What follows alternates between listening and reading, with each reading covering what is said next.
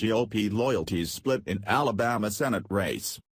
Montgomery, Alabama. Alabama Senator Luther Strange was looking to support from President Donald Trump to help carry him to victory, or at least run off, in Alabama's Republican Senate primary Tuesday, as he's trying to fight back a slate of firebrand challengers, including former Alabama Chief Justice Roy Moore.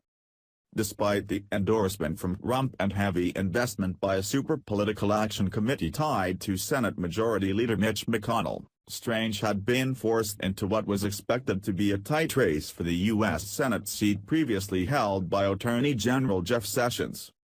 Strange's challengers include Moore, who was twice removed from his duties as Chief Justice for his stances supporting the public display of the Ten Commandments and against gay marriage, and U.S. Representative Mo Brooks, a member of the conservative House Freedom Caucus who was backed by Tea Party voters in the state. In early unofficial returns, Moore was leading Strange 41.5% to 31.3%, with 34% of the 2,522 precincts reporting. Brooks was third with 18.8% of the vote. The crowded GOP field increases the odds none will get a majority Tuesday, putting the top two finishers in a September runoff. Other Republicans on the ballot include Senator Tripp Pittman and Christian Coalition leader Randy Brinson. The winning Democrat and Republican will face off in a general election in December. The final pitch is, listen to President Trump. The key is someone who will support him in Washington.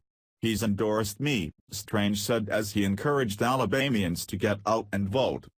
Moore expressed optimism Tuesday after a horseback ride to his polling place, an election day tradition of his. We look forward to registering our vote to make this country great again, to make it good again. And we're looking forward to voting and hope we have a good turnout today, because I know there's a lot of motivation out there to change Washington, Moore said.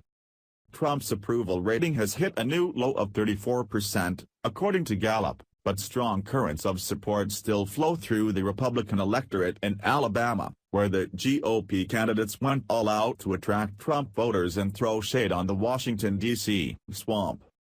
Trump recorded a Monday night robocall urging voters to choose Strange. Strange's campaign quickly pushed the message out in robocalls to try to get voters to the polls in the late summer special election.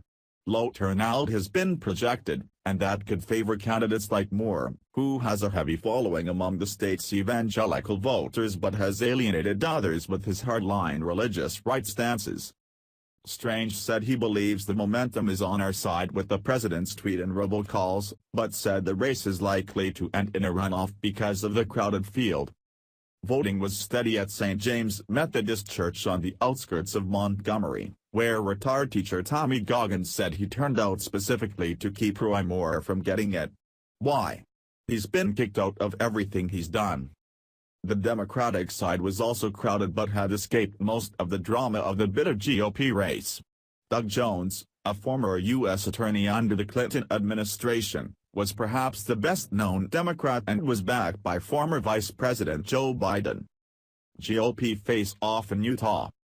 Three GOP candidates hoping to replace former Representative Jason Chaffetz in Congress faced off Tuesday in a primary election after weeks trying to burnish their conservative credentials and fend off attack ads from deep-pocketed outside groups. Polls were not expected to close until 10 p.m. Detroit time. Chaffetz abruptly stepped down from his seat in June after making a name for himself as the Republican who relentlessly investigated Hillary Clinton and her emails while he was chairman of the House Oversight Committee. Moderate Utah Republicans have backed a popular mayor, John Curtis, who was once a Democrat and said he had strong moral concerns that kept him from voting for Trump.